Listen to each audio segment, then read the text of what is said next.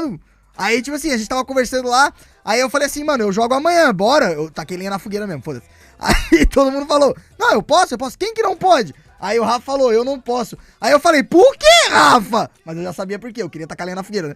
Aí o pessoal começou a rir assim, ah, mano, você vai sair com a mina? Aí ele assim, não, eu não vou não. Você tem algum aniversário? Não, não vou não. Não, você vai jogar RPG com outras pessoas? Aí todo mundo, e aí aquele silêncio constrangedor.